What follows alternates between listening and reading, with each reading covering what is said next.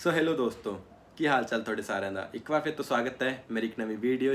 So guys, जैसा कि इस वीडियो के थंबनेल पे आप देख के आओगे, इस वीडियो में हम क्या बात करेंगे, जो सबसे ज़्यादा टॉपिक सुनने को मिलता है कि प्लेसमेंट, चंडीगढ़ यूनिवर्सिटी से प्लेसमेंट कैसे होगी, है ना।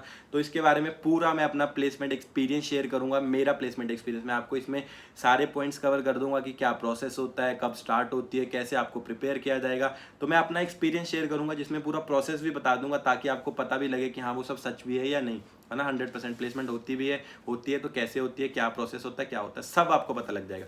उससे पहले अगर चैनल पे नए हो तो यार चैनल को सब्सक्राइब कर लो, वीडियो को लाइक शेयर एंड सब्सक्राइब कर दो, ताकि ऐसी ही नई नई वीडियो जिसमें मैं अपना विप्रो का एक्सपीरियंस, अपनी कॉर्पोरेट लाइफ का एक्सपीरियंस, चंडीगढ़ यूनिवर्सिटी का एक्सपीरियंस, क्या क्या प्रोसेस होता है, पूरे रोड मैप्स वगैरह सब कुछ ला रहा हूँ इस चैनल के ऊपर। तो चैनल पे नए हो तो यार चैनल को सब्सक्राइब करके रख लो, और इस वीडियो को अपने क्लास के ग्रुप्स में यार इधर उधर सब जगह शेयर कर दो, ताकि सबको चंडीगढ़ यूनिवर्सिटी का प्लेसमेंट प्रोसेस बिल्कुल क्लियर रहे डे वन से, ताकि आप सब अच्छा कर पाए प्लेसमेंट में और एक साथ मिलके कर पाए। ऐसा कोई भी यहाँ पे रेस नहीं है कि हाँ ये करना है वो करना है, सब मिलके करोगे, मिलके पढ़ोगे तो अच्छा रहेगा। तो ठीक है, तो सबसे पहले मैं अभी आपको पूरा लाइन वाइज प्लेसमेंट प्रोसेस शुरू कर दो अपना। तो सबसे पहले तो मैं बता देता हूँ कि मैं चंडीगढ़ यूनिवर्सिटी से BTech in computer science engineering with IoT specialization in internet of things से पास आउट हूँ, ठीक है। तो अब मेरी प्लेसमेंट हुई थी चंडीगढ़ यूनिवर्सिटी से, विप्रो में भी हुई थी, कैपजिमनाई में भी हुई थी, है ना, कॉग्निजेंट में भी हुई थी। तो उसमें से मैंने विप्रो कंपनी चूज की, जिसमें मैं पिछले 1 साल से काम कर रहा हूँ। तो भाई अगर आप मेरा देखोगे तो मैंने शेयर भी किया अपने यूट्यूब चैनल के ऊपर अपना विप्रो का 1 साल का एक्सपीरियंस, अपना कॉर्पोरेट का 1 साल का एक्सपीरियंस, जिसमें मैंने बताया कि मैं कैसे कैपजिमनाई में सिलेक्ट हुआ, कैसे विप्रो में सिलेक्ट हुआ, कैसे कॉग्निजेंट में सिलेक्ट हुआ, कैसे कैसे मेरा इंटरव्यू हुआ, पूरा एक्सपीरियंस मैंने उसमें डिटेल में शेयर किया। यहाँ पे अभी मैं आपको बैक स्टोरी पे लेके जाता हूँ कि कैसे मैंने कब कब स्टार्ट किया था और कैसे मेरी प्लेसमेंट हुई थी, वहाँ तक की जर्नी। वो मैंने प्लेसमेंट की जर्नी बताई पूरी, कि प्लेसमेंट के बाद क्या हुआ, प्लेसमेंट कैसे स्टार्ट हुई, कहाँ तक हुई, कैसे हुई। यहाँ पे जो हम डिस्कस करेंगे वो कैसे बैक, मतलब कि मेरे 4 साल में प्लेसमेंट प्रोसेस कैसा चला, कैसे मेरे को प्लेसमेंट के लिए तैयार किया गया, वो डिस्कस करेंगे, ठीक है, समझ आ गया। तो अब हम स्टार्ट कर दें। तो सबसे पहले तो अब जैसे बताता हूँ, मैं 2017 में BTech in computer science engineering with IoT मैंने सिलेक्ट की। मैंने कंप्यूटर साइंस इंजीनियरिंग क्यों सिलेक्ट की, नो आइडिया। उसके ऊपर साथ में स्पेशलाइजेशन क्यों सिलेक्ट की, कुछ नहीं पता था, रैंडमली सिलेक्ट हो गई अपने आप। मतलब कुछ काउंसलर वगैरह ने बताया था कि उसमें आईओटी के कॉन्सेप्ट्स बताए थे, तो मुझे बहुत अच्छा लगा कि हाँ मैं ऑटोमेट कर सकता हूँ, ये कर सकता हूँ। तो उसमें मुझे दिखा कि हाँ ये अच्छा है, तो मैंने BTech in computer science IoT join कर ली। अब जो फर्स्ट ईयर रहता है वो तो सबका कॉमन रहता है, तो फर्स्ट ईयर में कोई डिफरेंस नहीं था, सीएससी वालों ने भी वही सब्जेक्ट्स पढ़े, हमने भी पढ़े। अब सेकंड ईयर से क्या होता है कि हम स्पेशलाइजेशन वाले थे, तो हमको एक एक सब्जेक्ट आईओटी का, मतलब जो जिस स्पेशलाइजेशन में है उसको उस ब्रांच का एक एक सब्जेक्ट ऐड कर दिया गया, ठीक है। अब जैसे मैं आईओटी में था तो मेरे को आईओटी का एक एक सब्जेक्ट ऐड कर दिया गया, तो सेकंड ईयर पूरा ऐसे ही चला। तो अब क्या होता है, थर्ड ईयर से एक प्लेसमेंट का जो जर्नी हमारी स्टार्ट होती है थर्ड ईयर से सब लोगों की। पहले 2 साल तो ऐसे निकल गए मेरे, जो पढ़ने वाले होते हैं जिनको सब नॉलेज होती है वो तो पहले से ही पढ़ते रहते हैं। लेकिन एक्चुअल जो मेरे जैसे लोग थे, एवरेज लोग थे ना, जिनको प्लेसमेंट के बारे में, कोडिंग के बारे में कुछ भी पता नहीं है, प्लेसमेंट कैसे हुई कुछ नहीं पता, जीरो नॉलेज, उनकी एक्चुअल प्लेसमेंट जर्नी कब से स्टार्ट होती है, आपके थर्ड ईयर से। जैसे ही मेरे सेकंड ईयर कंप्लीट हुआ तो थर्ड ईयर में एक प्रोग्राम आया जिसको बोलते हैं टीपीपी प्रोग्राम। टीपीपी प्रोग्राम क्या है, ट्रेनिंग एंड प्लेसमेंट प्रोग्राम। अब वो प्रोग्राम क्यों आया, उसमें फिर उसकी फीस कितनी थी, 7,000 हमको उसकी फीस पे करनी थी। तो फिर हमको बताया गया कि टीपीपी प्रोग्राम क्या होता है ना, TP program training and placement program. उसमें बताया कि उनको क्या क्या हमको सिखाया जाएगा। उन्होंने बताया कि अब जैसे आपकी प्लेसमेंट जर्नी स्टार्ट हो रही है, तो प्लेसमेंट में आपको क्या चाहिए, एप्टीट्यूड आना चाहिए, एग्जाम क्लियर करने के लिए आपको अच्छी इंग्लिश बोलनी आनी चाहिए, है ना, अच्छी इंग्लिश में टेस्ट क्लियर करना आना चाहिए।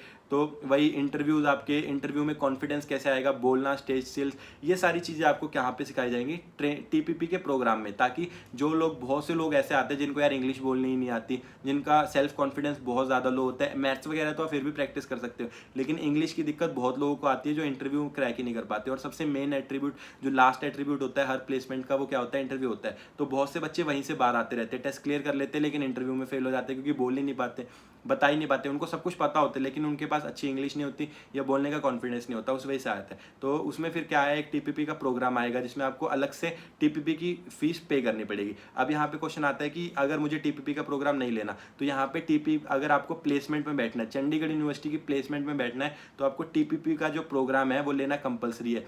तो आपके पास दो ऑप्शन रहेंगे, या तो आप नॉन टीपीपी या टीपीपी। अगर आप नॉन टीपीपी चूज कर दें तो चंडीगढ़ यूनिवर्सिटी की तरफ से जो भी प्लेसमेंट्स होगी उनमें से किसी में भी आपको बैठने का मौका नहीं दिया जाएगा। चंडीगढ़ यूनिवर्सिटी किसी प्लेसमेंट में बैठने का मौका नहीं दिया जाएगा। अगर आप टीपीपी लेते हैं तभी आप चंडीगढ़ यूनिवर्सिटी की तरफ से जितनी भी प्लेसमेंट्स होंगी उसमें बैठ पाएंगे। तो वहाँ पे आपने टीपीपी चूज़ करी। अब टीपीपी की क्लासेस हफ्ते में एक एप्टीट्यूड की क्लास होती है, एक इंग्लिश की क्लास होती है, और उसमें अगर आप 100% मतलब अगर आप टीपीपी में डिबार हो गए तो भी आप प्लेसमेंट में भी नहीं बैठ सकते। मतलब टीपीपी में आपको एक भी क्लास आप छुट्टी नहीं मार सकते, एक भी क्लास मिस नहीं कर सकते, अनलेस और अनलेस मतलब जैसे कोई बहुत ही ज़्यादा बड़ी चीज़, जैसे आप बहुत ज़्यादा बीमार है या नहीं आ पाए तब सिर्फ। लेकिन अगर आप रैंडमली कोई छुट्टी मारेंगे विदाउट प्रूफ विदाउट रीज़न तो आपको टीपीपी से डिबार कर दिया जाएगा। टीपीपी से डिबार कर दिया तो आपको दोबारा मतलब अटेंड करने भी नहीं दिया जाएगा क्लास में। मतलब हफ्ते में एक एप्टीट्यूड की क्लास लगती है, एक उसकी इंग्लिश की क्लास लगती है, उसमें अगर आपने एक भी छुट्टी मारी तो आपको टीपीपी से ही बाहर कर दिया जाएगा उस प्रोग्राम से, और नॉन टीपीपी में शिफ्ट कर दिया जाएगा। उसके बाद फिर आप प्लेसमेंट में ही बैठ नहीं सकते। तो ये रूल है टीपीपी का, बहुत ज़्यादा स्ट्रिक्ट है। उसके बाद फिर आपकी मतलब कि पहले तो आपकी एक साल थर्ड ईयर में सैटरडे संडे को क्या बोलते हैं, ये आपकी क्लासेस चलेंगी हर हर वीक में। मतलब एक एप्टीट्यूड की 2 घंटे की क्लास, एक इंग्लिश की 2 घंटे की क्लास। जैसे कि आप वो होती थी हर वेडनेसडे को, ड्रेस वाले दिन, क्योंकि मतलब उसमें हमको क्या होता है कि जैसे इंग्लिश की क्लास है तो उसमें हमको पूरा वेल ड्रेस्ड होकर आना पड़ता है उसमें इंटरव्यू के लिए या एक्टिविटीज़ के लिए। इंग्लिश के लिए उसमें बहुत सारी एक्टिविटीज़ करें, जैसे कभी प्रेजेंटेशन हो रही है, कभी जैम सेशन हो रहा है, तो बहुत कुछ होता है उसमें। तो अगर जिस बच्चे को इंग्लिश बोलनी नहीं आती है, एप्टीट्यूड में वीक है, तो वो टीपीपी प्रोग्राम उनके लिए डिजाइंड है। तो थर्ड ईयर पूरा ऐसे चला कि हमको ट्रेन किया जा रहा है, हम इंग्लिश में कॉन्फिडेंस बूस्ट कर रहे हैं, मैथमेटिक्स में बूस्ट कर रहे हैं, साथ ही साथ हमको टीचर्स वगैरह बताना शुरू कर दिए कि हाँ ये ऐसे ऐसा प्लेसमेंट होता है। उसके बाद आएगा आपका fourth year. Fourth year start होती है, जैसे ही 7 सेमेस्टर आपका स्टार्ट होगा। 7 सेमेस्टर क्या होगा, कंपनीज आने लग जाएंगी आपकी प्लेसमेंट के लिए। तो अब वहाँ पे क्या होगा कि आपको एक प्लेसमेंट उसमें ग्रुप में डाल दिया जाएगा।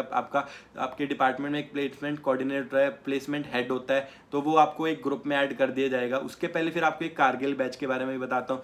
थर्ड ईयर में जो बच्चे भी मतलब थर्ड ईयर में सेकंड ईयर तक जो बच्चे भी अच्छा परफॉर्म करते हैं तो क्या होता है, थर्ड ईयर में एक कारगिल बैच आता है। अब कारगिल बैच क्या होता है कि पूरे यूनिवर्सिटी के जितने भी टॉपर्स हैं, तो हर डिपार्टमेंट में जितने भी टॉपर्स हैं, मतलब कि जिनकी सीजीपीए बहुत अच्छी है, जो कोडिंग में बहुत अच्छे हैं, तो टीचर से पूछा जाता है कि ऐसे बच्चों की अपने क्लास से ऐसे ऐसे बच्चों की लिस्ट निकाल के दो जो कोडिंग पढ़ाते हैं। उनसे पूछा जाता है कि अपने क्लास से ऐसे ऐसे बच्चों की लिस्ट निकाल के दो जिनकी सीजीपीए मतलब 8 सीजीपीए, कोडिंग में बहुत अच्छे हैं। या कुछ ऐसे बच्चे हैं जिनकी सीजीपीए 7 है लेकिन कोडिंग में बहुत अच्छे हैं। होते हैं ऐसे बच्चे भी जिनके मतलब बाकी सब्जेक्ट्स में मार्क्स कम आ रहे हैं लेकिन वो ये मैथ्स में या कोडिंग में बहुत ज़्यादा अच्छे होते हैं। तो उन सब की लिस्ट निकाली जाती है। फिर उन सब मतलब हर क्लास में से एक एक, दो दो, तीन तीन, चार चार जितने भी अच्छे अच्छे बच्चे होते हैं उनको निकाल के एक बैच बनाया जाता है, स्पेशल बैच, उनको अच्छे से और अच्छे से ट्रेन करने के लिए, क्योंकि वो अच्छा कर रहे हैं लेकिन उनमें जो कमियां हैं तो उनको और अच्छे से ट्रेन करने के लिए वो बैच बनता है। तो उस बैच को मेनली बोला जाता है कारगिल बैच, जिस बैच को टारगेट किया जाता है कि ये हाईएस्ट पैकेज क्रैक करेंगे। जैसे बड़ी बड़ी कंपनीज के माइक्रोसॉफ्ट, अमेजोन या जितनी भी बड़ी कंपनीज आएंगी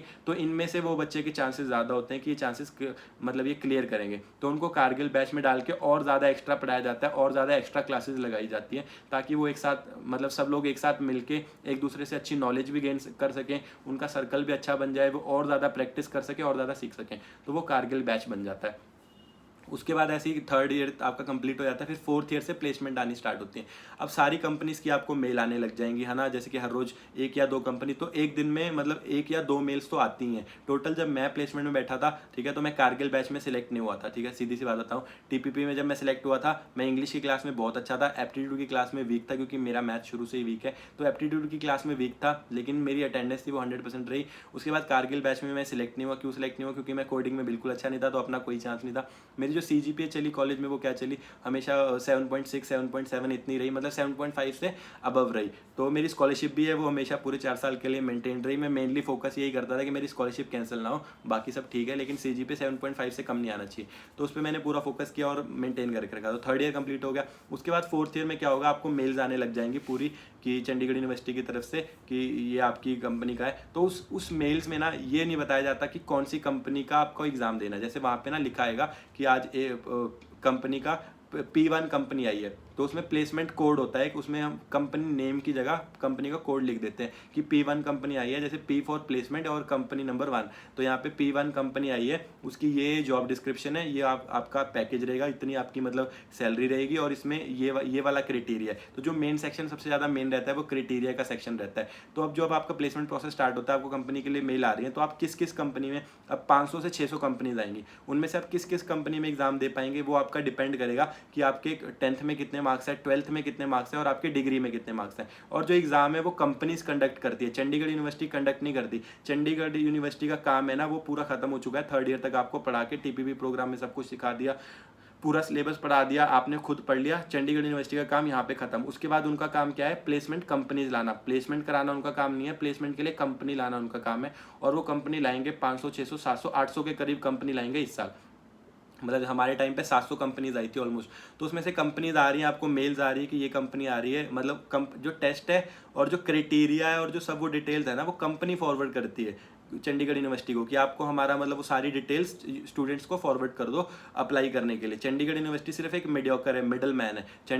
कंपनी ने जैसे आप विप्रो ने भेजा कि ये वाले मतलब कि जिन बच्चों का ये प्रोजेक्ट, ये डिस्क्रिप्शन है पूरी जॉब की, उसके बाद इतना पैकेज रहेगा और इतना ये क्राइटेरिया रहेगा, ये बच्चों को भेज दो इस लिंक के साथ, और जो जो एलिजिबल होंगे वो अप्लाई कर दे। तो वैसे ही पूरा लिंक वगैरह आता है, उसमें फिर अप्लाई करते हैं बच्चे, है ना। ऐसी रोज आएंगे कि P1 कंपनी आई, P2 P3 P4। तो उसमें जो टीचर्स वगैरह होते हैं, जो मेन कंपनीज होती है, जैसे विप्रो एक्सेंचर, ये सब विप्रो एक्सेंचर कॉग्निजेंट, इन सब का जब टेस्ट आता है तो आपको बता दिया जाता है कि हाँ ये विप्रो का टेस्ट है, एक्सेंचर का टेस्ट है। लेकिन मैक्सिमम जो बाकी कंपनीज है जो थोड़ी मीडियोकर लेवल की होती है, उनके नाम रिवील नहीं किए जाते, क्योंकि टीचर्स वगैरह को भी नहीं पता होते ज़्यादातर तो, और वो रिवील भी नहीं करते। बहुत कम कंपनीज होती है जिनके नाम टीचर्स या कोऑर्डिनेटर्स को भी पता होते हैं और वो बता देते हैं। तो उसमें ऐसा ही चलता है। फिर आपके एग्ज़ाम वगैरह होते हैं, आप एग्ज़ाम क्लियर करते हो। जो बच्चे एलिजिबल होते हैं उनको फॉर्म लिंक दिया जाता है, उसमें वो रजिस्टर करते हैं। रजिस्टर करने के बाद उनको फिर एग्ज़ाम डेट आती है, एग्ज़ाम डेट होगा, फिर आपका एग्ज़ाम होगा। एग्ज़ाम के बाद रिजल्ट आता है, जो बच्चे क्लियर हुए हैं, जो बच्चे क्लियर करते हैं एग्ज़ाम, उनका इंटरव्यू होता है। तो अब सारी की सारी उस कंपनी में बैठ सकते हैं जिसमें आप एलिजिबल होंगे। तो अब जो मेरी परसेंटेज थी वो क्या थी, 10th में मेरी अप्रोक्सीमेट मतलब 90% थे 10th में, और 12th में मेरे 66% मार्क्स थे, और डिग्री में मतलब मेरे 7.7 CGPA थी। तो मेरे को क्या दिक्कत आई कि मैं जो कंपनीज मांगती थी कि जिनके मार्क्स है मोर देन 70% होने चाहिए, मेरे 10th में और डिग्री में तो मोर देन 70% थे, लेकिन मेरे 12th में 66% थे। तो मैं सिर्फ उन्हीं कंपनीज में एलिजिबल हो पाता था जिनका क्राइटेरिया 65% तक रहता था। या तो वो कहती थी कि उस बच्चे के जिसके मार्क्स क्या है मोर देन 60% है, या 60% का 10th 12th और डिग्री में 60% है, वो वाली कंपनीज में एलिजिबल होता था। और उसके बाद जो कंपनीज कहती थी या तो 10th 12th और डिग्री में 65% मार्क्स होने चाहिए, तो मैं सिर्फ उस कंपनी में एलिजिबल होता था और उसके लिए अप्लाई करता था। तो टोटल हमारे टाइम पे 500 से 600 कंपनीज आई थी। मैंने टोटल 5 कंपनी में ही अप्लाई किया था, ज़्यादा नहीं किया था, और सारी की सारी मास रिक्रूटर में अप्लाई किया था, क्योंकि मेरे को पता था मेरी कोडिंग बहुत ज़्यादा अच्छी नहीं है, तो मैं बड़ी कंपनीज के जो कोडिंग टेस्ट है वही क्लियर नहीं कर पाऊंगा। मैंने वैसे तो अप्लाई किया था, अमेजोन में अप्लाई किया था, तो वहीं से पता लग गया था कि नहीं, मतलब कोडिंग टेस्ट बहुत ज़्यादा मुश्किल है, मैं अगर वही क्लियर नहीं कर पा रहा हूँ तो इंटरव्यू में कोडिंग वगैरह कैसे बताऊँगा। तो फिर मैंने क्योंकि तब मेरा ये गोल ही नहीं था कि मुझे हाईएस्ट पैकेज लेना है या MNC में बहुत टाइम रहना है। मेरे गोल थोड़े डिफरेंट है, जैसे ये यूट्यूब वगैरह, वो सब भी मैं अलग वीडियो में डिस्कस करूंगा। लेकिन यहाँ पे अभी आप इतना ही जान लो कि तब मेरा वो फोकस ही नहीं था। तो जो बच्चों को हाईएस्ट पैकेज चाहिए ना, वो पहले से ही फोकस रखना इस चीज़ पे, मेरा वो फोकस ही नहीं था। मेरा फोकस था कि मुझे जॉब मिल जाए उतना, तो मैंने उतनी ही स्टडी की, साथ में मैं अपना पैशन फॉलो कर रहा हूँ। तो मेरे तो ये 2 फैक्टर्स चल रहे हैं। आपका जो गोल है, जो आपको सब कंसिडर करके उसी के अकॉर्डिंग प्रिपेयर करना है, ठीक है। तो वहाँ पे ऐसे ही फिर चला। फिर मैंने किसके लिए रजिस्टर किया, 7th सेमेस्टर में मेल्स आनी शुरू हो गई। तो अप्रोक्सीमेट मैंने अपने 7th सेमेस्टर में कौन से महीने में, अगस्त सितंबर के महीने में मैंने विप्रो के लिए अप्लाई किया, कैपजेमिनी के लिए अप्लाई किया, कॉग्निजेंट के लिए अप्लाई किया, एक्सेंचर के लिए अप्लाई किया। तो ये सब जो इतनी भी मास रिक्रूटर्स थी इनके लिए अप्लाई किया। उसके बाद फिर मेरे एग्जाम्स हुए, किस कंपनी के एग्जाम दिए मैंने, विप्रो का एग्जाम दिया, कैपजेमिनी का एग्जाम दिया, कॉग्निजेंट का एग्जाम दिया, DXC का एग्जाम दिया, अमेजोन का एग्जाम दिया। तो ये 6 कंपनी के मैंने एग्जाम दिए थे, जिसमें अमेजोन के एग्जाम में तो मैं पहले ही फेल हो गया था, क्योंकि उसमें इतना हार्ड क्वेश्चन पूछा था इंटरव्यू का, और मेरे को कोडिंग का मतलब 10% आता था सिर्फ, तो मैं वो कर नहीं पाया। इंटरव्यू क्या गया एग्जाम में, तो अमेजोन का एग्जाम फेल हो गया। DXC का एग्जाम में भी थोड़ा हार्ड क्वेश्चन आ गया था, तो DXC के एग्जाम में भी फेल हो गया। उसके बाद फिर विप्रो का और कैपजेमिनी का और कॉग्निजेंट का एग्जाम है जो मैंने क्लियर किए। तो वैसे ही आपको भी मेल्स आएंगे कि आप देंगे, फिर आपको एग्जाम देंगे। जो एग्जाम है वो यूनिवर्सिटी कंडक्ट नहीं कराती, वो कंपनी कंडक्ट कराती है, उसमें यूनिवर्सिटी का कोई रोल नहीं होता। तो वो यूनिवर्सिटी कंडक्ट कराएगी, उसी में आपका रिजल्ट आएगा। फिर जब रिजल्ट आएगा वो यूनिवर्सिटी को भेजेंगे, यूनिवर्सिटी आपको भेजेगी कि हाँ ये बच्चों का ये एग्जाम क्लियर हुआ है। उसके बाद फिर आपको फिर वेट करेंगे, फिर आपको कंपनी की तरफ से दोबारा से इंटरव्यू का मेल आएगा कि हाँ आपका इतनी तारीख को ये इंटरव्यू हुआ है। तो फिर वही मेरे दिसंबर में विप्रो का, कैपजेमिनी का और कॉग्निजेंट का इंटरव्यू हुआ। इन 3 कंपनीज के मैंने इंटरव्यू दिए। वो इंटरव्यू एक्सपीरियंस भी, इंटरव्यू की वीडियो भी, कब हुआ कैसे हुआ, ऑलरेडी मेरे चैनल के ऊपर पहले से अवेलेबल है, जाके देख सकते हो। तो उसमें फिर आपका भी यही होगा कि आपका इंटरव्यू शेड्यूल हो जाएगा, टेस्ट के बाद इंटरव्यू के भी 2 राउंड होते हैं, एक तो होता है टेक्निकल राउंड, एक होता है एचआर राउंड। टेक्निकल राउंड में आपको क्वेश्चंस पूछे जाते हैं आपके ये इको प्रोग्रामिंग से रिलेटेड, ये सब चीज़ों से रिलेटेड, मतलब टेक्निकल चीज़ों के रिलेटेड, आपकी डिग्री के रिलेटेड, कौन से प्रोजेक्ट किए, उसमें क्या क्या किया, वो सब पूछा जाएगा। उसके बाद आपकी जो अगली बारी आएगी वो किस चीज़ की आएगी, एचआर राउंड की आएगी। एचआर राउंड में आपको पूछा जाएगा tell me about yourself, ये वो चीज़ें, मतलब आपके पर्सनल के बारे में पूछा जाएगा, टेक्निकली चीज़ें नहीं पूछा जाएगी, आपकी पर्सनल बैकग्राउंड के बारे में पूछा जाएगा। वो बहुत ही थोड़ा सा ईजी राउंड रहता है, जिसमें सिर्फ आपको कॉन्फिडेंस दिखाना, अपनी इंग्लिश दिखाने की मैं अच्छा बोल सकता हूँ, अच्छा कर सकता हूँ, सिर्फ वो दिखाना, अपना अच्छा एटीट्यूड दिखाना। तो उसमें ये सब होता है। फिर उसके बाद जैसे ही आपका इंटरव्यू भी कंप्लीट हो जाएगा, तो फिर उसके बाद आपको अप्रॉक्सीमेट 10-20 या 1 महीने का वेट करने के बाद रिजल्ट आता है कि आपका इंटरव्यू भी क्लियर हो गया और आप फाइनली प्लेस्ड हो चुके हैं। तो आपको एक मेल आएगी कि विप्रो में कौन कौन बच्चे प्लेस हुए हैं, जैसे congratulation to students placed in Wipro, उसमें फिर पूरी लिस्ट आया थी, आपको देखना है मेरा नाम आया नहीं, तो उसमें मेरा नाम किस किस में आया था, मैं कैपजेमिनी में भी प्लेस था, विप्रो में भी प्लेस था। कॉग्निजेंट में रिजेक्ट हो गया था क्योंकि उन्होंने इंटरव्यू में मतलब कह दिया था कि कोडिंग करके दिखाओ, और मुझसे हुई ही नहीं। तो हैश फंक्शन का एक मुझसे प्रोग्राम पूछा था उसने कि ये फंक्शन को आपको हैशिंग करनी है, करके दिखाओ। एक ट्री का क्वेश्चन पूछा था, वो दोनों ही मुझसे नहीं हुए, तो उस कॉग्निजेंट में मैं रिजेक्ट हो गया इंटरव्यू में। कैपजेमिनी और विप्रो के इंटरव्यू मेरी नॉर्मल लेवल गई, तो कि उसने मुझे कोडिंग करने को नहीं कहा। थ्योरी में मैं अच्छा था, थ्योरी में मुझे सारे कॉन्सेप्ट्स पता थे, उसने मुझे थ्योरी पूछी तो मैंने थ्योरी बता दी। मेरे से पर्सनल प्रोजेक्ट्स, मेरे प्रोजेक्ट्स के बारे में पूछा, IoT के प्रोजेक्ट्स के बारे में पूछा, मैंने उसको सब कुछ बता दिया बहुत ज़्यादा डिटेल में, और दोनों ही इंप्रेस्ड हो गए जो रिक्रूटर्स थे, तो उन्होंने मेरे को सिलेक्ट कर लिया। ठीक है, अब अप्रॉक्सीमेट जो कैपजेमिनी का एग्जाम भी था, विप्रो का एग्जाम भी था, वो हज़ार बच्चों ने दिया था। तो उनमें से इंटरव्यू में मतलब टेस्ट एग्जाम जो ये वाला कहते हैं 1000 बच्चों ने जैसे रजिस्टर किया, उसके लिए 1000 बच्चे सिलेक्ट हैं, या 2000 बच्चे सिलेक्ट हैं, 2000 बच्चों ने रजिस्टर किया, क्योंकि अप्रॉक्सीमेट 60% तो सबके मार्क्स होते हैं, तो सबने कैपजेमिनी और विप्रो के लिए रजिस्टर किया। उसके बाद एग्जाम हुआ, उनमें से जितने भी रजिस्टर किया था उनमें से 500 600 800 के करीब बच्चे सिलेक्ट हुए थे। हमारे टाइम पे 800 बच्चे सिलेक्ट हुए थे, विप्रो में और कैपजेमिनी में हुए थे कुछ 650 बच्चे, जो इनका टेस्ट क्लियर हुआ था वो सिलेक्ट हुए थे। फिर उसके बाद आया था इंटरव्यू मेल, फिर उन 500 और 600 बच्चों की पूरी सबका इंटरव्यू हुआ। उसमें से टोटल जैसे विप्रो में सिलेक्ट हुए थे 300 बच्चे, कैपजेमिनी में सिलेक्ट हुए थे 200 बच्चे। अब उन 300 और 200 में से भी बहुत सारे बच्चे ऐसे थे जो दोनों कंपनीज में सिलेक्ट थे, जैसे उनमें से एक मैं था कि मैं कैपजेमिनी में भी सिलेक्ट हूँ, विप्रो में भी सिलेक्ट हूँ। ठीक है, तो उनमें से भी ऐसे बच्चे बहुत से होते हैं जो दोनों में सिलेक्ट हो जाते हैं।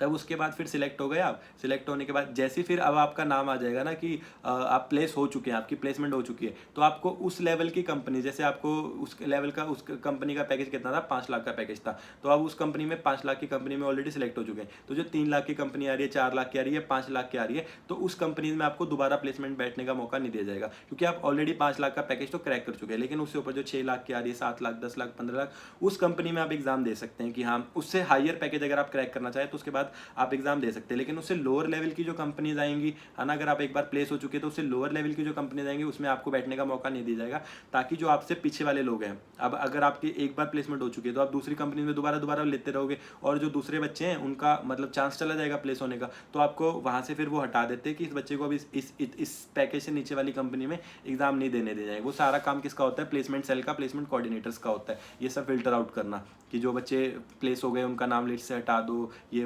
सब मैनेज करते हैं वो लोग। तो उसके बाद फिर उस दूसरे बच्चे प्लेस करके वो कर सकते हैं, एग्जाम देके प्लेसमेंट हो जाती है उनकी। तो ऐसे सब पूरा प्रोसेस चलता है। तो 7th और 8th सेमेस्टर, मतलब जो कंपनी 7th सेमेस्टर में आएंगी वो दोबारा 8th सेमेस्टर में भी आती है, एंड में 8th सेमेस्टर के एंड में वो कंपनी दोबारा आएंगी। तो 7th सेमेस्टर से लेके 8th सेमेस्टर तक दो सेमेस्टर, पूरा 1 साल आपकी कंपनीज आती जाएंगी। 500 से 700 कंपनीज आएंगी जिसमें आप रजिस्टर करके एग्जाम दे सकते हैं। उसमें जिस कंपनी में आप सिलेक्ट होते जाएंगे, अगर जितना पैकेज आपका मतलब सिलेक्ट होकर रिजल्ट आ जाएगा कि हाँ ये सिलेक्ट हो चुका, प्लेसमेंट हो चुकी है, तो उससे नीचे वाले पैकेज पे आपको एग्जाम नहीं देने दिया जाएगा, उससे ऊपर वाले पैकेज पे आप एग्जाम दे पाएंगे। फिर उसके बाद आपका ऐसे ही पूरा प्रोसेस चलेगा। फिर उसके बाद जैसे अगर आपकी 7th सेमेस्टर में प्लेसमेंट हो गई, तो अगर जिसमें कंपनी में प्लेसमेंट हुई है वो इंटर्नशिप ऑफर कर रही है, तो आप 8th सेमेस्टर में वहाँ पे इंटर्नशिप कर सकते हैं। जैसे मैं कैपजेमिनी में सिलेक्ट हुआ था, तो मेरे को कैपजेमिनी वालों ने 8th सेमेस्टर में क्या इंटर्नशिप ऑफर करी थी। मैंने 8th सेमेस्टर कॉलेज से नहीं किया था, सिर्फ 7th सेमेस्टर तक कॉलेज से किया। 8th सेमेस्टर मैंने कैपजेमिनी में इंटर्नशिप करी। सभी कंपनी 90% कंपनीज है वो इंटर्नशिप ऑफर नहीं करती, आपको 8th सेमेस्टर कॉलेज से करके, जैसे 8th सेमेस्टर आपका कंप्लीट होगा तो 8th सेमेस्टर कंप्लीट होने के बाद आपको ऑफर लेटर आ जाएगा कि हाँ अब आपकी ज्वाइनिंग इतनी डेट में, तो आप जिस कंपनी में सिलेक्ट हुए होंगे उस कंपनी में आपकी जॉब इमीडिएटली स्टार्ट हो जाएगी। ठीक है, ज्वाइनिंग करते ही। तो ऐसा सब आपका पूरा प्लेसमेंट जर्नी रहेगी। इसके बाद का जो प्रोसेस है वो मैंने आपकी अपनी 1 year of experience in corporate में वीडियो में बता रखा है ऑलरेडी। तो आई होप आपको इस वीडियो से हेल्प मिली हो। वीडियो पसंद आई हो तो वीडियो को लाइक शेयर एंड सब्सक्राइब कर देना। मिलते हैं ऐसे अगली किसी वीडियो में, तब तक के लिए बाय बाय।